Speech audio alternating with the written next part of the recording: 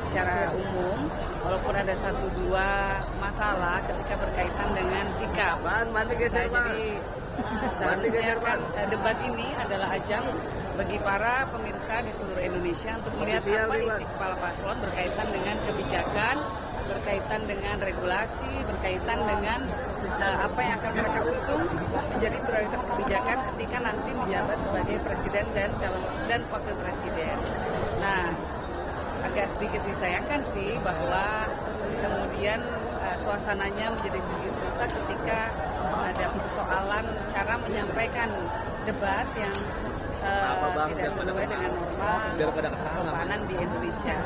Jadi ada penilaian seolah-olah ada paslon tertentu yang berupaya untuk meremehkan paslon lainnya. Nah, menurut saya kita membutuhkan debat yang bermartabat, debat yang menggali substansi, bukan debat yang diisi dengan upaya-upaya untuk menjatuhkan orang lain lewat cara-cara yang tidak sopan. Dari TPS lihat Pak Mahfud sejauh ini, dari awal sampai akhir. Pak Mahfud sendiri sebetulnya adalah orang yang fokusnya pada hukum, ya. Sehingga semua hal banyak dilihat oleh beliau dari sisi hukum. Dan ini justru yang sangat kita butuhkan pada saat ini, karena kebijakan boleh macam-macam, tetapi kalau hukumnya tidak ditegakkan, tidak bisa diimplementasikan. Nah, jadi fokus utamanya Pak Mahfud selalu adalah kembali kepada implementasinya dalam kaitan apakah aturan-aturan yang memang sudah banyak sekali diterbitkan di negara kita ini bisa diimplementasikan, ya, karena kita masih melihat bahwa banyak persoalan-persoalan besar secara teori seolah-olah sudah ada dasar hukumnya, tetapi ketika dalam prakteknya kita melihat bahwa masih banyak sekali terjadi permasalahan karena apa? Persoalan penegakan hukum, konflik agraria contohnya, lalu kemudian penguasaan lahan oleh kelompok-kelompok tertentu, aset negara kita yang begitu besar dikuasai oleh kelompok-kelompok tertentu. Nah, ini soal keadilan, soal penegakan hukum menjadi fokus utama dari seorang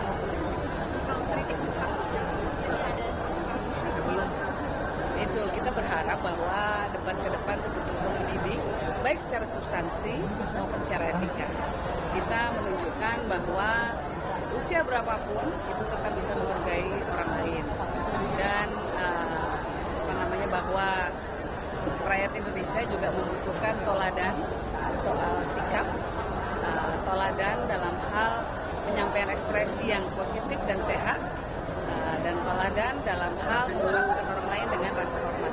Pemimpin kita harapkan ke depannya adalah orang-orang bisa menunjukkan, bisa berekspresi di ruang publik, tidak menjatuhkan orang lain, tanpa perlu secara sengaja menjatuhkan orang lain. Fokus saja pada substansi, biar masyarakat lihat isi kepalanya para paslon seperti apa. Sehingga orang nanti, jadi seolah-olah orang yang terjadi adalah, yang saya khawatirkan setelah debat malam ini adalah orang hanya akan fokus kepada gaya, kepada karakter, kepada cara penyampaian ekspresi, bukan substansi. Nah, kita inginnya perdebatan ini adalah soal substansi.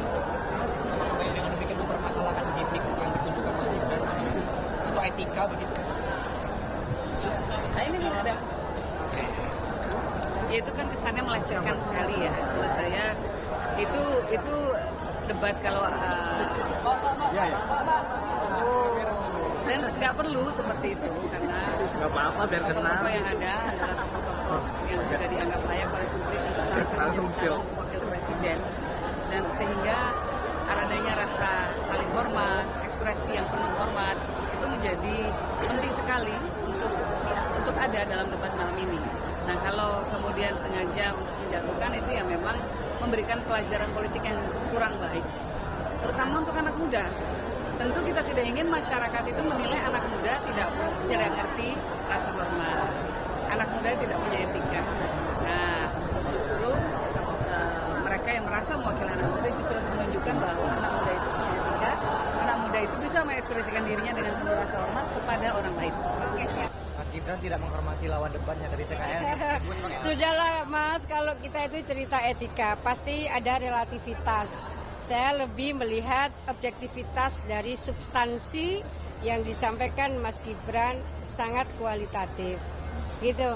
Ya, begitu ya. Makasih kawan-kawan.